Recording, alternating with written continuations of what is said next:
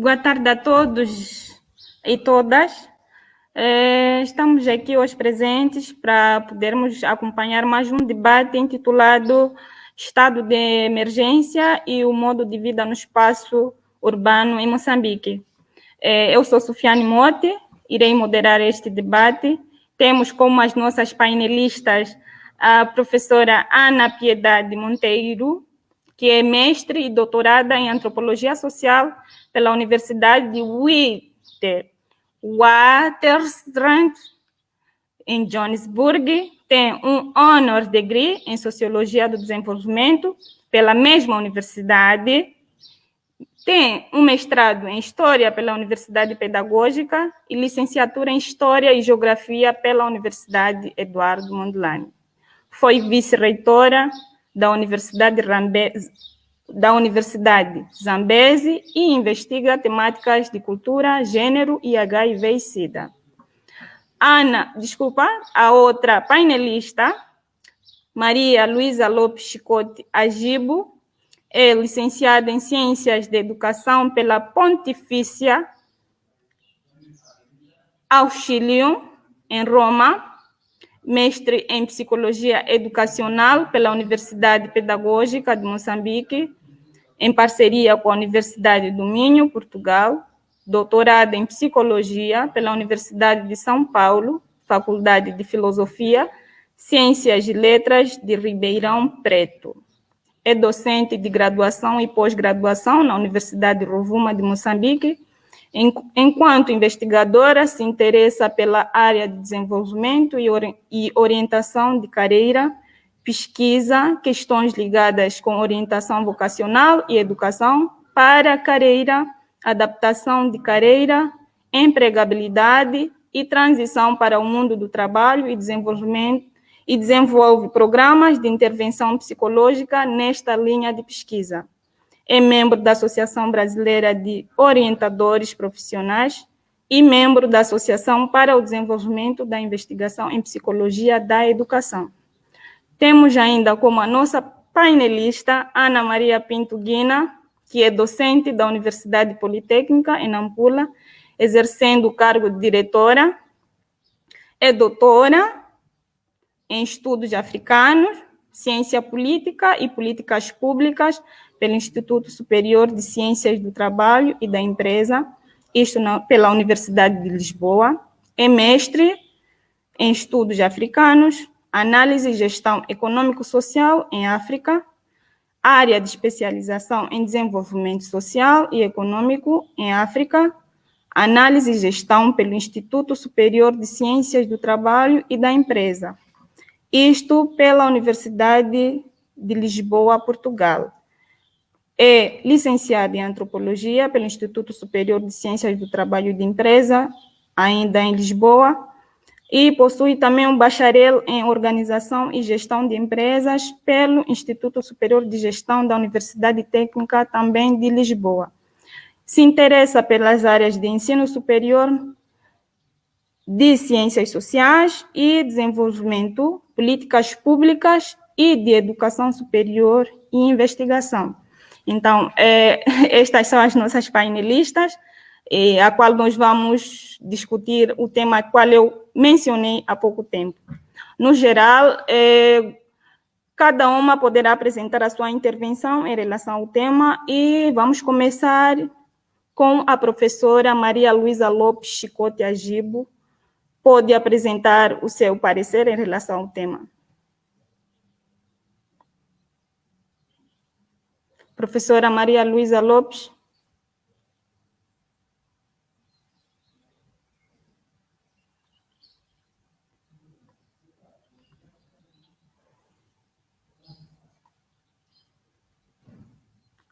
Por aqui.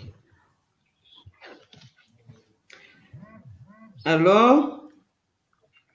Sim, professora, pode apresentar a sua intervenção. Consegue, meu? Isso, sim, consegui. Sim, conseguimos. Sim, tá certo. São 10 minutos, 15 minutos, né? Tá. Sim, 10 minutos. 10 minutos, meu Deus. Espero que consiga, né? Mulheres falam muito. Certo.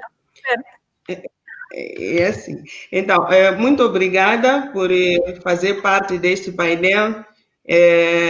Estou diante de duas mestres minhas, né? A professora Ana Ribeiro, eu moro à distância, a professora Ana Guina, estamos aqui perto, mas por força maior estamos conectadas virtualmente, não é?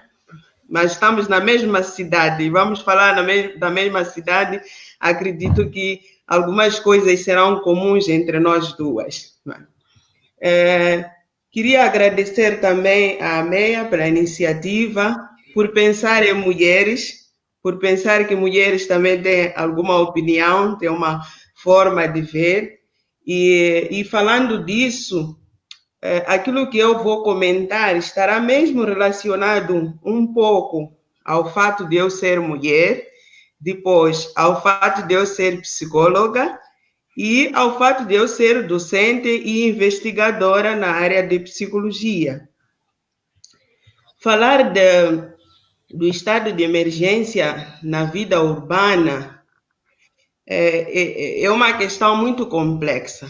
No entanto, quando eu estava a refletir sobre o que mudou na vida das pessoas durante esse período, a primeira ideia que aparece é que logo após a notícia sobre a chamada Covid, a chamada pandemia, ficou claro que se tratou de um fenômeno que mexeu mais com as cidades que com as zonas rurais. E eu fui pensando, eu dizia, parece-me que a pandemia, a Covid-19, é um fenômeno, a partir das suas raízes, é um fenômeno antissocial, é um fenômeno anti-urbano, porque veio afetar diretamente ao modo de vida, de estar, sobretudo nas cidades. E, como eu dizia, uma das minhas perspectivas é a perspectiva psicológica. E, nesse ponto de vista, pensando sobre o modo de vida das cidades, da zona urbana, como é que, aos poucos, nós fomos afetados com os efeitos da Covid-19, os quais ditaram a declaração do estado de emergência.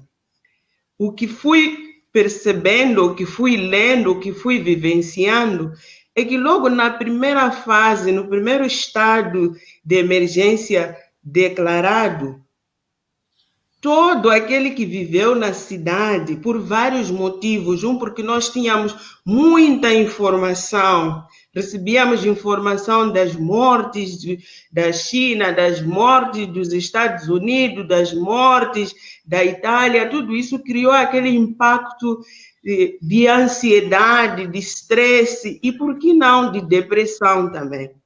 E do ponto de vista de estresse, como aquela resposta, em psicologia nós chamamos o estresse como a resposta fisiológica que todos nós emitimos diante de uma ameaça, não é? E por outro lado, a ansiedade, que é esta emoção que nos leva a emitir certos comportamentos, eu percebi, vivenciamos nas nossas cidades, em Nampula, sobretudo, os primeiros momentos, havia aqueles alarmes de que teríamos que tudo estaria fechado, por exemplo. Então, nós vivemos aquela corrida de procurar armazenar alimentos, armazenar medicamentos, armazenar outros gêneros de produtos, porque vivíamos subcomandados por esta ansiedade, e aquilo que em psicologia, em algum momento, Freud chamou de histeria coletiva. Então, para todos nós, reduziu essa capacidade, foi um momento tão impressionante ou pressionador que reduziu essa capacidade de nós podermos até emitir respostas mais reflexivas. E isso aconteceu em todos os sistemas. Mesmo a nível da educação, ficamos paralisados por um mês sem saber o que nós íamos fazer. As aulas virtuais foram aparecendo na medida que nós íamos recuperando essa nossa capacidade. E o outro aspecto que se vivenciou nesse estado de emergência é esse sentido do vazio. Nós experimentamos um sentido do vazio. Um vazio nas estruturas, até físicas, das nossas cidades, escolas despovoadas, por exemplo, as igrejas que fecharam, as praças fechadas, a diminuição do tráfego nas cidades. Tudo isso foi provocando este vazio, não apenas exterior e até físico. E até espiritual, podemos dizer assim, porque até as próprias igrejas também foram forçadas a fechar. E, por outro lado, de repente nós nos vimos obrigados ao chamado confinamento, sobretudo a partir da segunda prorrogação para o estado de emergência, não é? E isto criou cada vez mais esta pressão que fez com que as nossas formas de viver no espaço social urbano pudessem mudar. O isolamento social, ele também trouxe suas consequências, não é? E uma das consequências, falando do espaço urbano, nós percebemos que foi a crise econômica, por exemplo. A paralisação econômica, ela afetou o modos de vida das cidades. Primeiro, porque as cidades elas vivem sempre na base de trocas de capital. Não se vive na cidade sem o capital. É diferente do campo, que em algum momento pode-se viver na base de troca de espécies. Talvez a professora Ana Guina poderá elucidar melhor isso.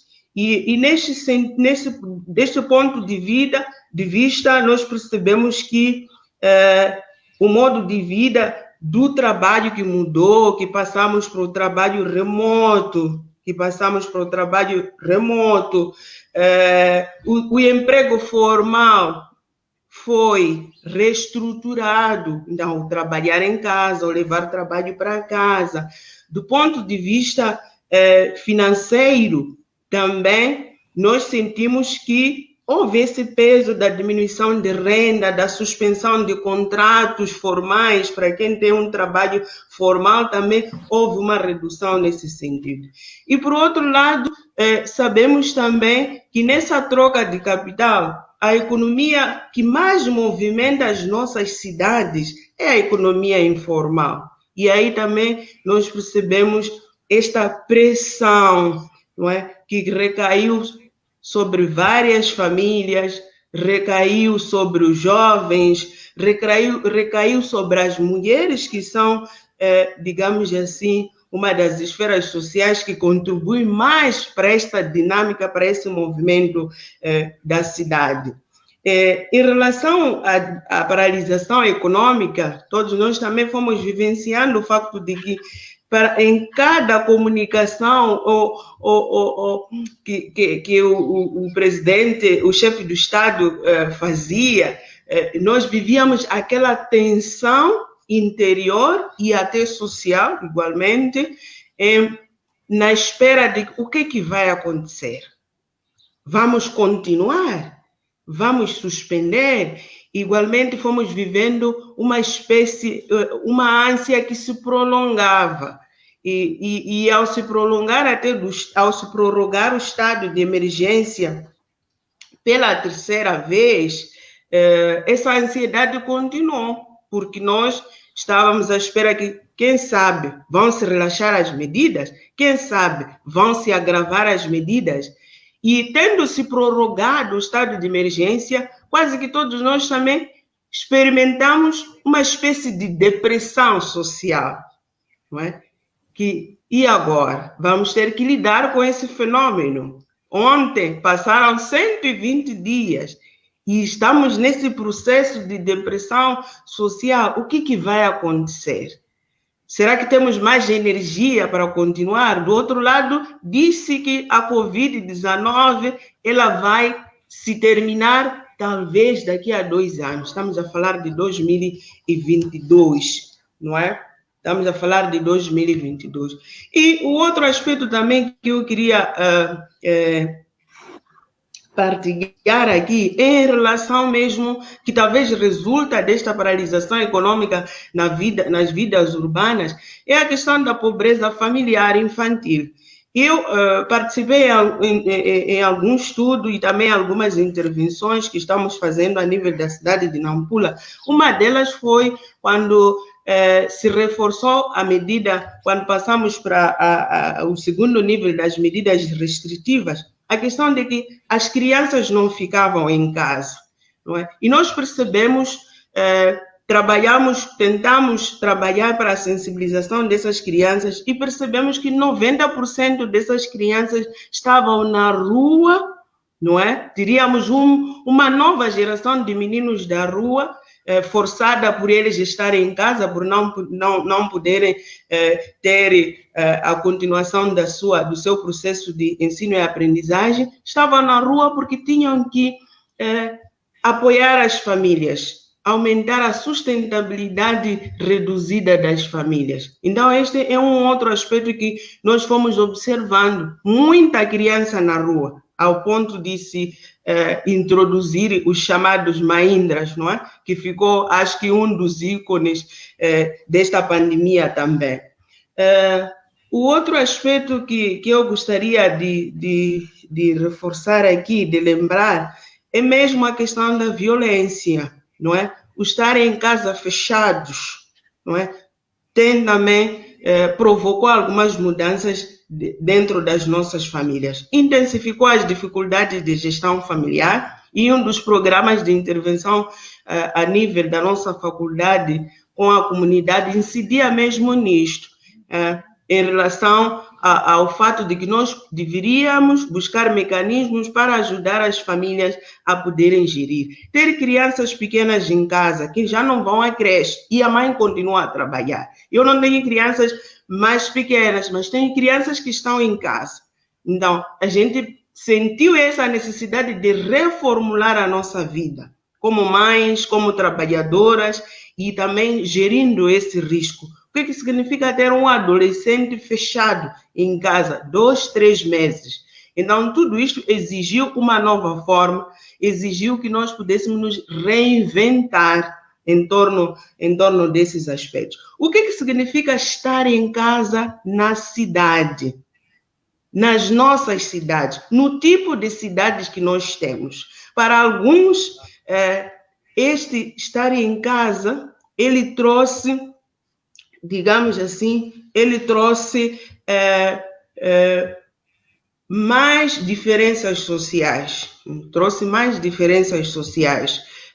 Alguns temos moradias um pouco mais melhoradas, alguns têm moradias menos melhoradas. Alguns sentimos essa necessidade de criar mais condições dentro da nossa casa, mas acredito que, em termos de políticas públicas, também precisamos pensar, porque o ficar em casa não significa só as pessoas estarem fechadas, significava também pensar como é que as pessoas estavam em casa.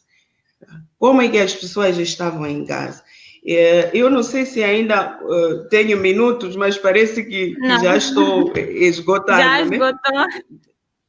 Já esgotei, né? Então, talvez em algum momento aí com conversa, depois posso continuar. Obrigada. Sim. Desculpe. Muito bem, professora. Eu vou passar agora a palavra à professora Ana Piedade Monteiro. Tem a palavra para poder apresentar a sua intervenção em relação ao tema. Muito obrigada, nossa moderadora. Cumprimento as minhas duas companheiras da jornada. Dizer, bom, estamos juntos, embora estejam em Nampula, em Olindeira, mas pronto, aqui na tela estamos juntas. A minha primeira apresentadora praticamente já falou, já não vou falar nada, isso já está dito aqui. Mas prontos, porque é uma questão de conversa mesmo, então eu vou pegar algum aspecto que não foi ainda abordado, que é a questão mesmo de contextualização do nosso tema, né? Do estado de emergência e o modo de vida no espaço urbano em Moçambique, né? que é um tema que para mim e para nós todas, porque não teria sentido estarmos aqui a discutir, surge no âmbito da pandemia do coronavírus. E é definido, de um modo geral, que faz parte, portanto, de uma grande família de vírus, com capacidade de provocar doenças das mais simples aos homens e aos animais, provocando, portanto, infecções respiratórias que podem, às vezes, até, quer dizer, que podem não, que às vezes até acabam sendo mortais. No caso concreto do nosso tema, o vírus, que nós estamos a falar hoje, vemos que este vírus, no primeiro momento que ele aparece com uma grande agressividade, ou quando nós nos apercebemos da situação, ela veio aparecer com uma grande agressividade, provocando morte em adultos, em idosos e em crianças, de uma forma assustadora, portanto, para todo o mundo. Esta infecção teve aparição, como nós todos sabemos, em Wuhan, na China, em dezembro de 2019. Por isso mesmo que ela designa Covid-19. E, dada a quantidade de mortes de países afetados, ela foi declarada, portanto, uma pandemia. Mas para o MISAL, ao fazer, portanto, com a sua conceptualização, diz que é um vírus que causa infecções semelhantes a uma gripe comum, mas podendo provocar, portanto, doenças respiratórias mais graves, como a pneumonia. Portanto, qual é a forma do contágio? É de uma pessoa para outra, através de gotículas da saliva, quando tosse ou espirra.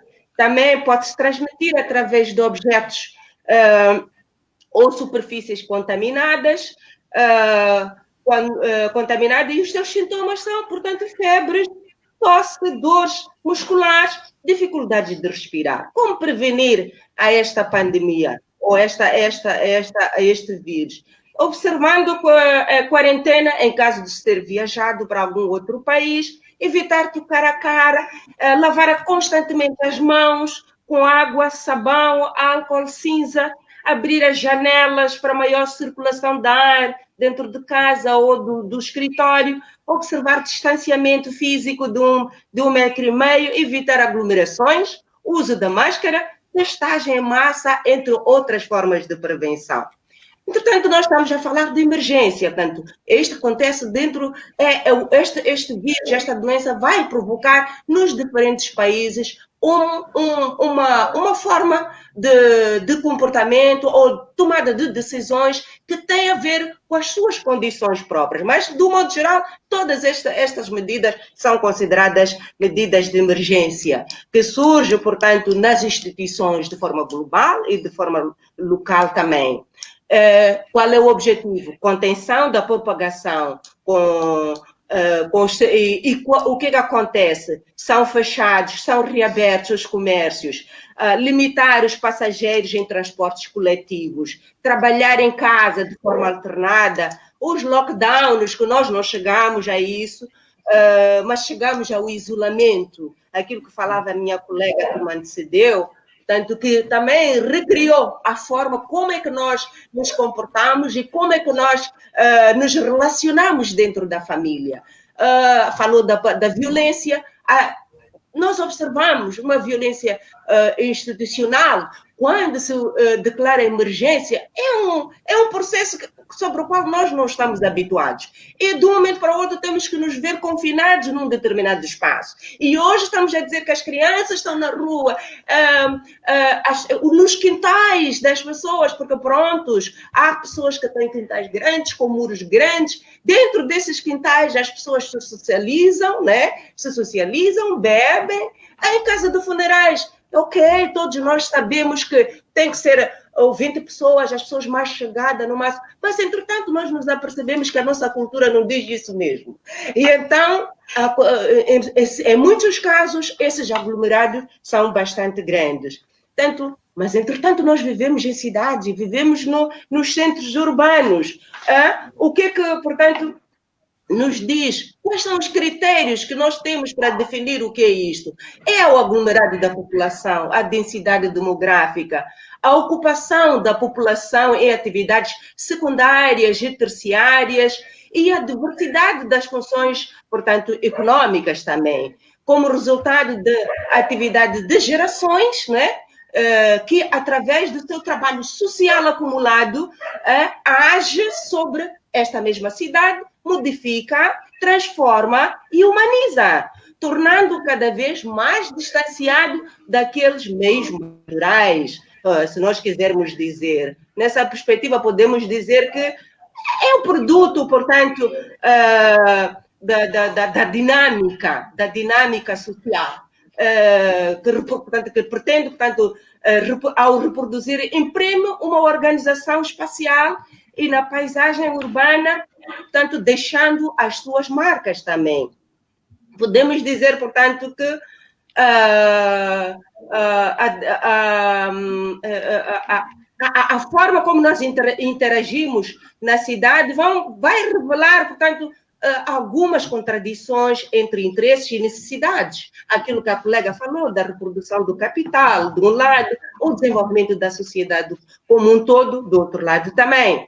Quais são, então, os impactos da pandemia do Covid-19 dentro da própria cidade? Eu, portanto, estou a falar da minha cidade, Beira. Eu dividi aqui em aspectos negativos e aspectos positivos. Olhando para os aspectos positivos, eu olho a forma como foi estruturada a própria cidade. É verdade que a maior parte de algumas as casas são mais casas privadas, mas encontramos casas que são mais coletivas. Estou a falar, por exemplo, dos prédios.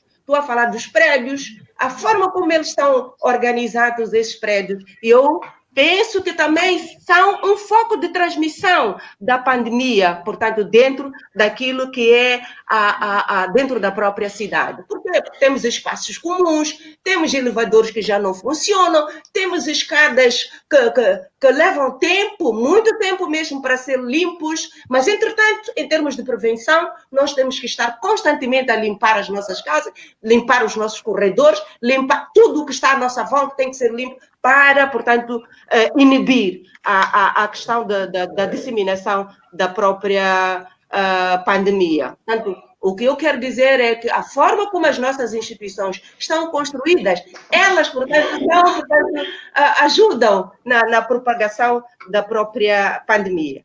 Quando eu falar, por exemplo, na questão do sistema da saúde, eu vou ver que estamos num país com limitações enormes do ponto de vista estrutural, dos recursos humanos, materiais, financeiros, e leva, portanto, a que se faça um grande esforço para se evitar infecções comunitárias que poderiam, portanto, levar ao colapso do sistema de saúde. O que acontece? É que muita gente com doenças normais, tanto a maior parte delas já não podem entrar nos hospitais. Por quê? Porque é preciso que os hospitais estejam preparados para atender esta situação a que nós que estamos a todo momento à espera. O que é que vai acontecer amanhã? O que é que vai acontecer depois? Portanto, ainda não sabemos. Mas a verdade é que os nossos sistemas de saúde são ainda muito precários, não têm capacidade para tudo isso. Como produto de pressão do sistema de saúde, existe uma possibilidade, portanto, muito grande de se provocar o desvio de recursos para o atendimento e cura de outras patologias para se fazer face à pandemia. Então, o que eu quero dizer é que, se calhar, haja, portanto, alguns problemas graves em termos de saúde, mas que, neste momento, não podem ser dada atenção devido à atenção que todos temos em relação à pandemia do Covid. Na questão de educação, a minha colega já tinha falado. Fecharam-se as escolas, paralisou tudo, e então, qual é o negativo nisto? É que vai ser difícil o cumprimento daquilo que é o plano quinquenal do governo, mas também vai ser difícil cumprir aquilo que são os planos individuais, que é aquilo que cada um gostaria de conseguir durante este ano letivo, vai ser um problema. No âmbito social familiar, o confinamento social e o distanciamento social criam, portanto, sequelas dentro das famílias e da população em geral, no contexto psicológico, como já foi aqui dito, e de relacionamento também. Portanto, tem-se demonstrado nos países que já estiveram sob o confinamento um aumento de violência intrafamiliar. No nosso país tem-se dito, de acordo com aquilo que são as instituições que lidam com estes processos, a informação é que, parece-me que não, diminuiu a violência doméstica, diminuiu a violência dentro das famílias, mas se calhar, porque de facto nós estamos confinados, as pessoas têm dificuldade de se aproximar a estas instituições. Isto pode ter sido, portanto, o que tem ditado, aparentemente, esta baixa deste tipo de situações. Mas também eu verifico que a questão das máscaras. É verdade que a população tem uma grande consciência do uso das máscaras, mas também vejo que, conforme tu vais saindo da cidade, o uso da máscara também vai diminuindo. Então, o que é que estará por detrás disso? É falta de máscara? Ou porque não temos o hábito do uso da máscara? E os outros terão sempre essa capacidade? Agora, quando nós falamos também no âmbito econômico, o que é que nós podemos verificar? Podemos verificar que no país uma grande parte da população realiza as suas atividades econômicas de caráter informal, em aglomerados, fundamentalmente em mercados e nas vias públicas. Com o coronavírus foram implementadas medidas que, de certa forma, provocaram o colapso dos rendimentos das populações. Por quê? Porque a maior parte deles tiveram, com o redimensionamento, se eu não estou em erro, dos mercados, muita gente ficou sem o seu espaço onde pudesse, portanto, vender o seu produto. Então, isso tudo também criou este colapso a que eu me estou a referir.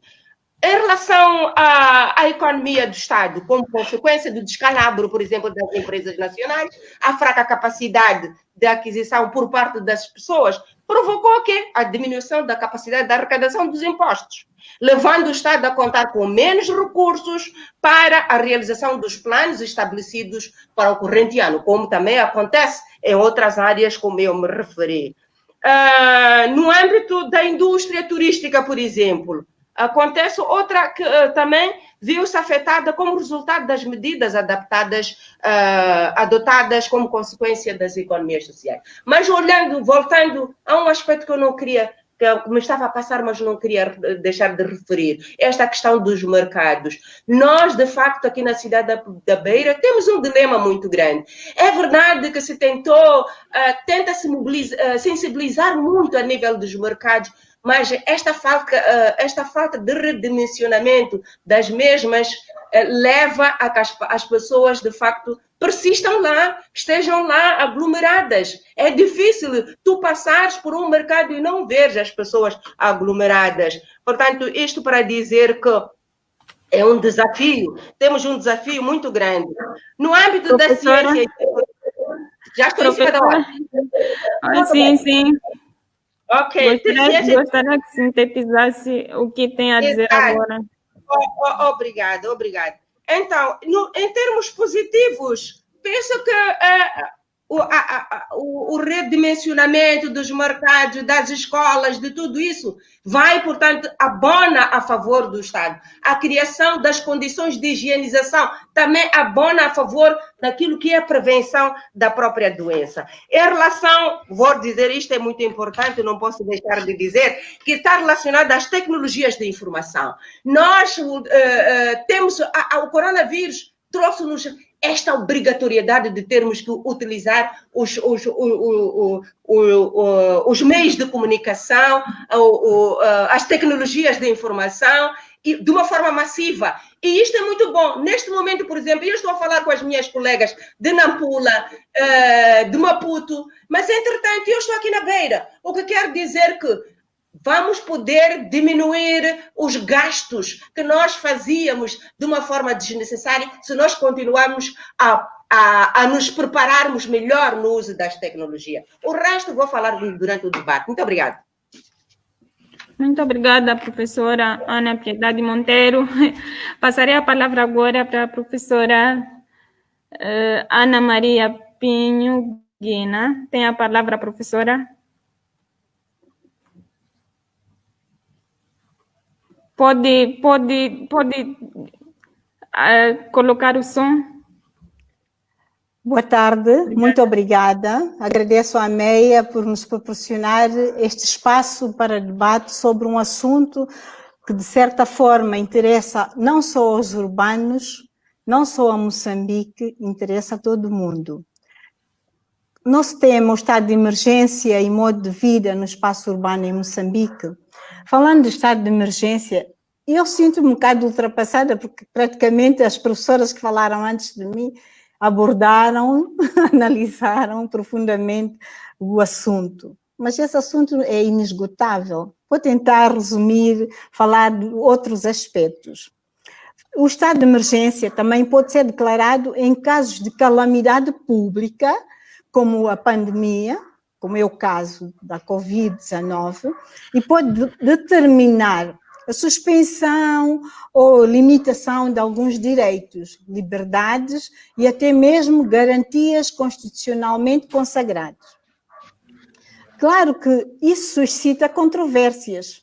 Quando se trata de países em que a confiança entre os governantes e os governados é diminuta, porque pode suspeitar que aqueles, portanto os governantes, tenham um aproveitamento político em diminuir os direitos cívicos dos cidadãos comuns.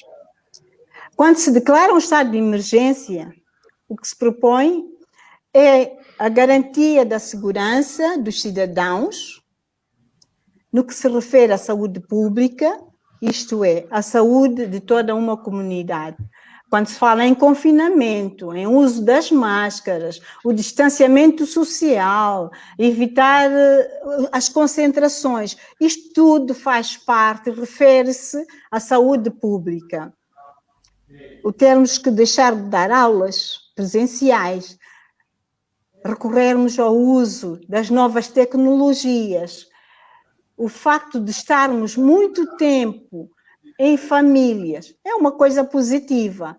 Os pais já conversam, já têm tempo para estar com os filhos. Mas, por outro lado, as crianças precisam de esgotar a energia que têm. Já não vão ao jardim, já não vão à escolinha, sentem-se um bocado frustradas. E elas têm que brincar, queimar a energia. No caso de Moçambique, permite-se circular nas ruas. Houve países em que não houve a possibilidade de continuar a circular.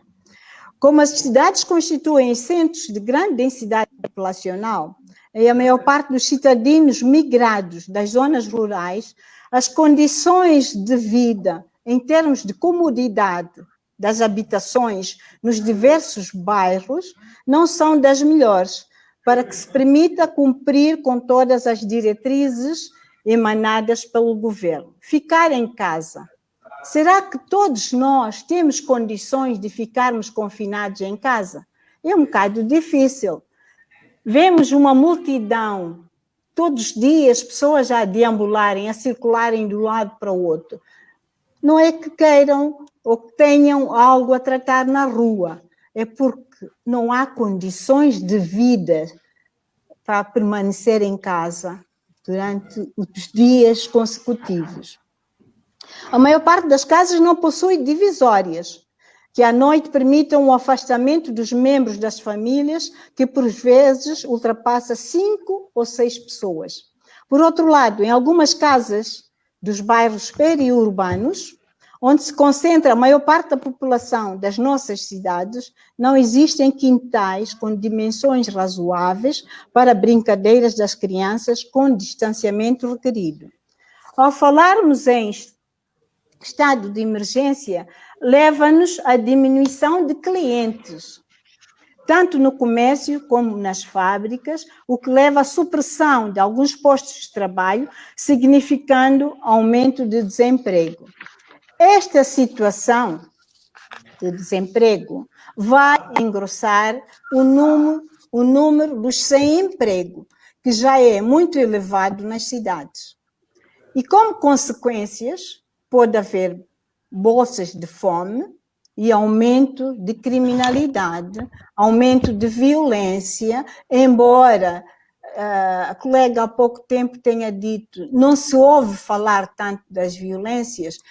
Em Nampula tem-se ouvido falar de muita criminalidade, muita violência. Pode ser até um caso que nós temos que analisar, porque estar todo dia, todos os dias, dentro de casa, não poderem sair para ir a um restaurante, para ir a um café, beber um café, para ir ver montras, ir fazer uma compra, isto também torna as pessoas psicologicamente afetadas. Outro aspecto a considerar é a obrigatoriedade de manter em casa, sempre que não seja prioridade a sair.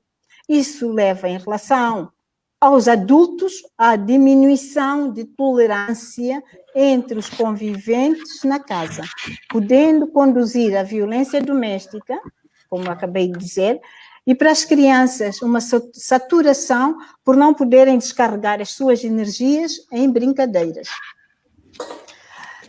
Em relação à comunidade, as comunidades tornam-se vulneráveis, porque encaram riscos enormes nesta fase de muitas cautelas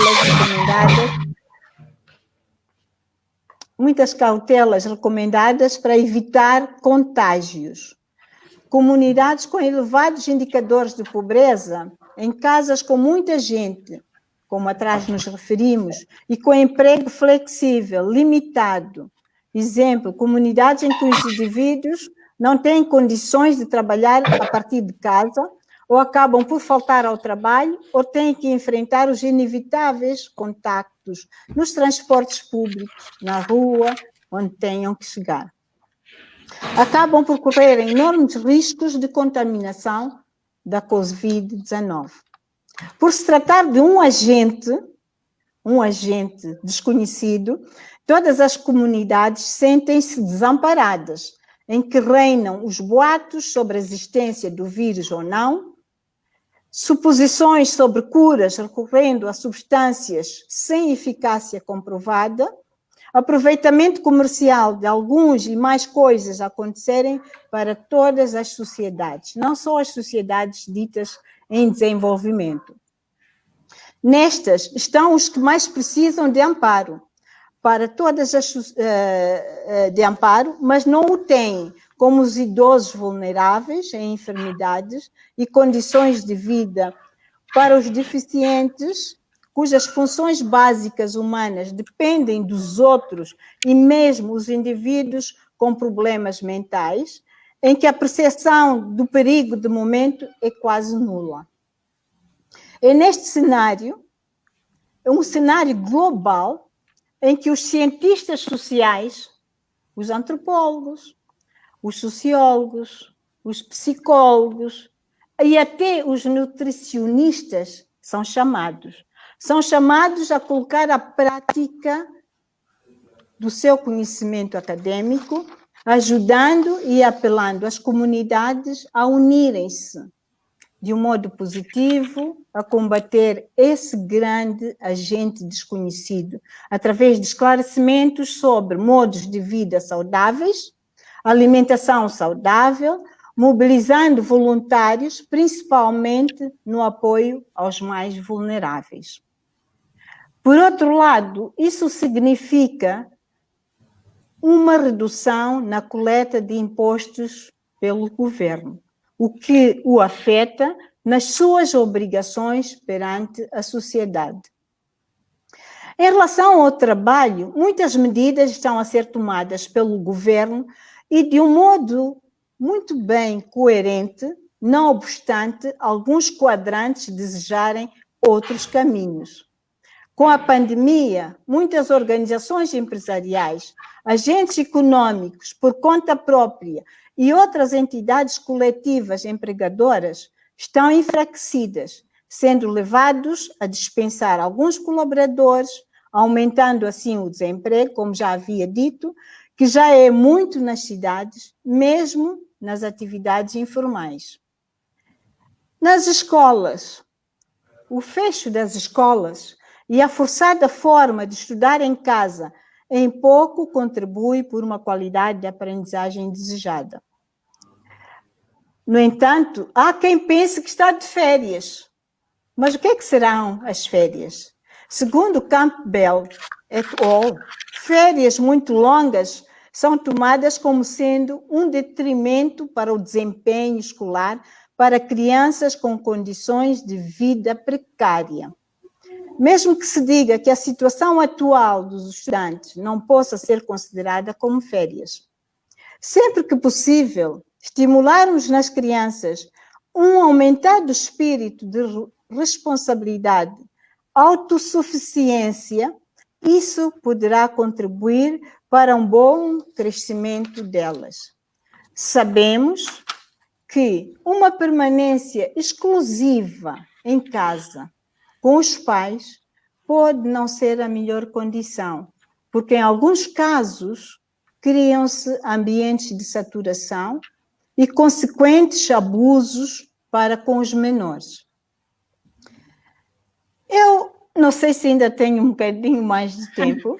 Não tem, infelizmente. Um minutinho só. Um minutinho. Sim, perante uma pandemia como esta, é importante que nos grandes aglomerados, como nas nossas cidades, as pessoas sigam todas as recomendações de distanciamento social, higienização, através de lavagem das mãos com sabão ou cinza, ou aplicação de álcool gel, uso de máscaras em lugares públicos e haver um espírito de entreajuda. É assim que se fortalece uma nação, através do seu altruísmo, prestando atenção às necessidades do próximo. É nessas atitudes que as pessoas se tornam cidadãs de verdade e não pensar somente em si próprias e somente no seu bem-estar. E muito obrigada. Muito obrigada, professora Ana Maria Pinho Guina. No geral, podemos perceber que as dinâmicas no espaço urbano tendem a ser muito mais complexas que em diferentes outros espaços. Diante disso, os nossos internautas já iam colocando algumas questões e um deles, que é o Adelino, gostaria de perceber por que a pandemia da Covid mexeu mais. Há quem diga que a pandemia da Covid mexeu mais com o modo de vida nas cidades, ou nas zonas urbanas, desculpa. Há quem diga isso. O que a professora Maria Luísa Lopes tem a dizer sobre isso?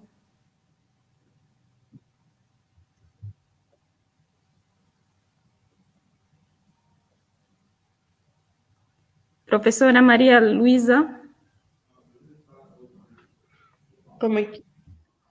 Sim. Sim, um dos nossos internautas gostaria... Não conseguiu perceber a questão? Conseguiu perceber a questão? Não. Sim. Não consegui. Não consegui perceber. Não consegui perceber. Certo. Sim, um dos nossos internautas gostaria de perceber de que há quem diga que a pandemia da Covid veio afetar mais o modo de vida nas zonas urbanas. O que tem a dizer sobre isso? Concorda? O que acha?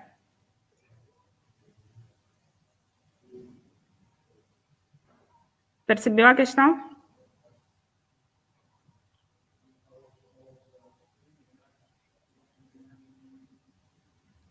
Professora, percebeu a questão?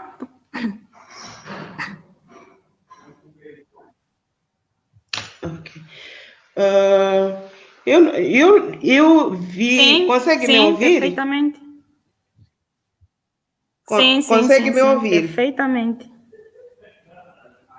Consigo, sim. Sim, alô, professora, Alô? pode dizer. Pode responder a pergunta. Sim, eu acho que li essa questão. Acho que li essa questão que estão entre as questões que estão a passar. Mas eu tinha Eu já estou respondendo da forma como eu percebi. Eu acho que li essa questão, que são as questões que estão circulando. Sim, são as questões que estão exatamente. passando. Sim, o que eu percebi é... Já estou a falar? Sim. Sim, já estou a responder. Não sei se... Sim. Então, eu estava a dizer que o que eu percebi, a colocação do participante é que ele pretendia saber se concordava que... Sim.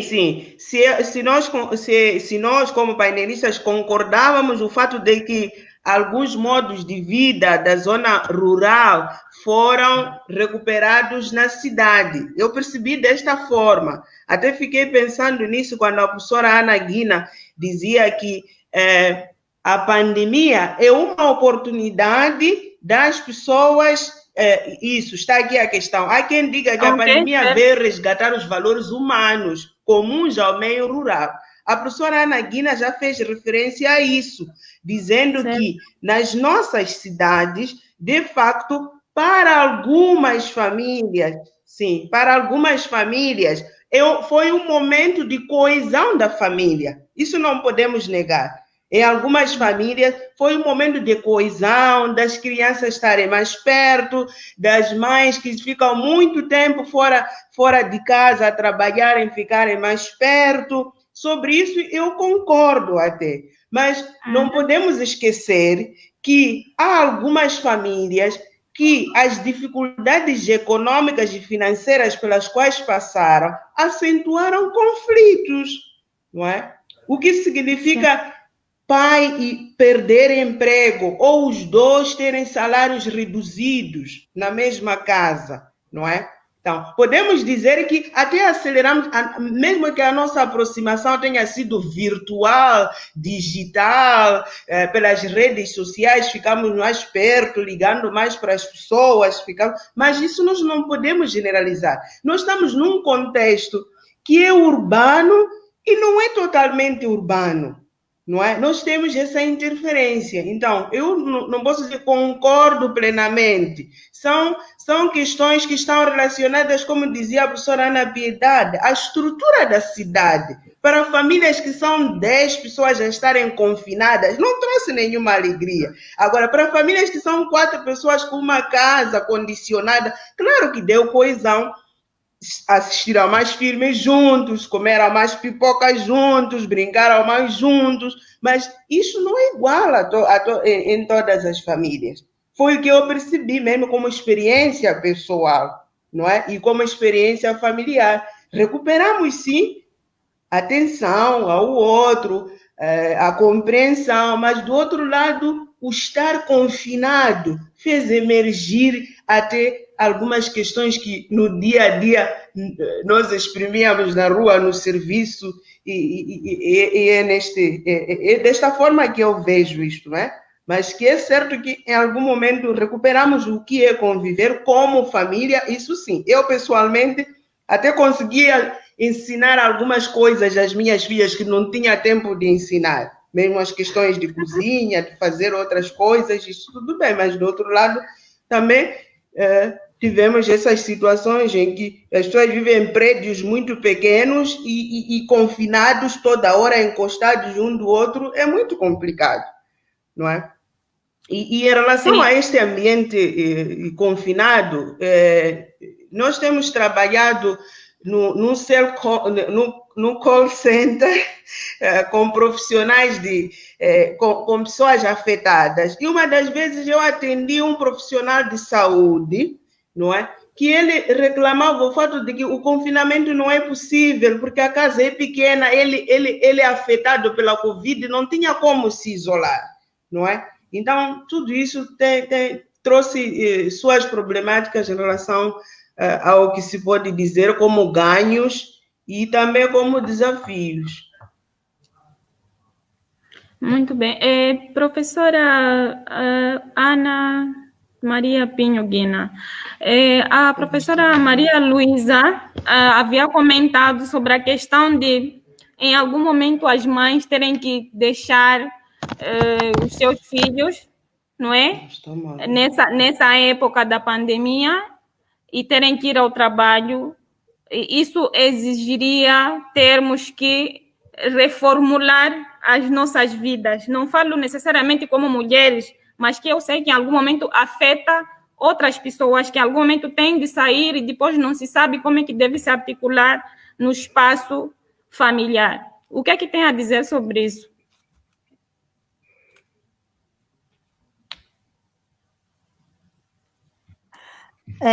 Obrigada. Nós todos tivemos que nos reinventar. É uma situação nova. Portanto, não há um padrão, não há uma fórmula de como uma mãe pode aplicar o método de deixar as crianças em casa, ter que ir ao emprego. Não há, não existe. Cada um tem que se inventar, tem que procurar formas de deixar as coisas programadas, dependendo da idade das crianças. Claro, eu acredito que uma mãe que tenha um bebê, cujo infantário tenha encerrado, essa mãe naturalmente não vai muito bem para o trabalho. Tem que arranjar formas e conseguir falar com a entidade patronal, ou trabalha a partir de casa, teletrabalho, ou terá que trabalhar em poucas horas, porque não é possível deixar bebês em casa. Se forem os filhos com 7, 8 anos, aí sim, mas a mãe tem que se reprogramar, mas o pai, se houver, de modo a que haja atividade, alguém... Professora? Sim. Sim. Eu tinha perdido a internet, né? Estava eu a querer dizer que nós temos que nos reinventar, porque é uma situação nova. Não há infantários, não há escolas, não há escolinhas. O casal tem que tomar decisões de quando um vai trabalhar, outro tem que ficar para tomar conta das crianças, dependendo da idade dessas crianças, dependendo... Há quem tenha alguém, uma babá, há quem tenha uma tia, há quem tenha uma vizinha que se disponibilize a ficar a tomar conta das crianças. Portanto, a situação da pandemia é uma situação que ninguém espera, ninguém esperava. Nós temos que arranjar formas de saber conviver com ela e sabermos o que fazermos com a nossa família, com o nosso trabalho e com o resto da situação. Muito bem. Eu já estamos mesmo ficando sem tempo. Eu queria lançar já uma questão para a professora Ana Piedade Monteiro, mas como não vou lançar questão, vou começar a pedir que a professora deixe as considerações finais e passamos para as outras professoras e finalizamos o nosso debate. Tudo bem, eu queria começar por esclarecer a questão que eu coloquei da violência, que vê-se menos. O que eu queria dizer era que não é que não haja violência, mas as instituições que lidam com as matérias da denúncia, essas instituições é que pensam que a violência diminuiu. Mas o que pode acontecer é as pessoas não terem a possibilidade de chegar a essas instituições, dada ao momento em que nós estamos a viver, que é o confinamento e outras questões por aí adiante. Agora, uma questão que eu gostaria também de colocar, que eu acho que está sendo reforçada com a questão do coronavírus, é a solidariedade. Eu penso que está a haver muita solidariedade. Solidariedade em todos os aspectos, incluindo até no ensinar os outros como se prevenir, o que é que tem que fazer. Quer dizer, ninguém pediu para tu fazeres o trabalho, mas a pessoa vai e faz.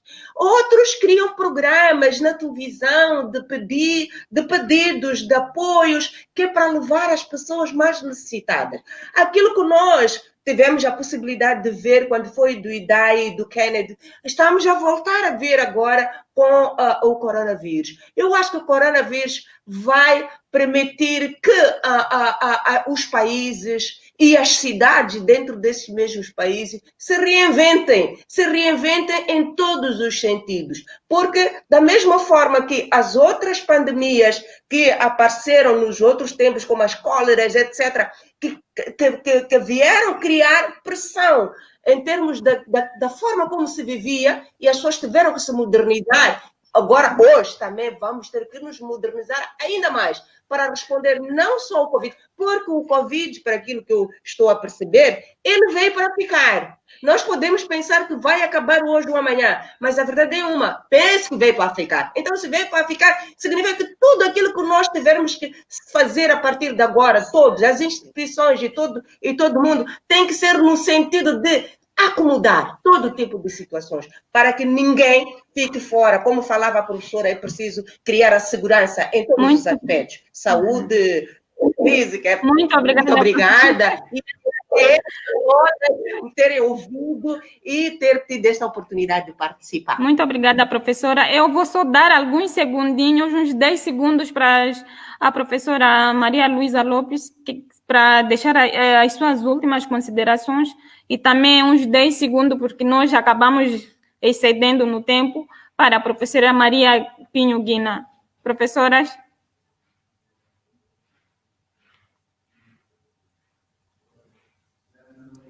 Sim, em jeito de conclusão, eu diria que esta vida é curta, estimemo-la, respeitando e ajudando os outros através de manifestações positivas, porque esta pandemia não escolhe a condição social, a raça nem a religião dos indivíduos. E o seu agente, o novo coronavírus, é mais um que veio para ficar entre nós. Temos que aprender a viver com ela. Muito obrigada. Muito obrigada, professora. Não sei se a professora Maria Luísa está aí. Creio que ela já perdemos ela, então nós ficamos por aqui. Muito obrigada, professoras. Obrigada. Tchau. Tchau. Obrigadinha. Tchau.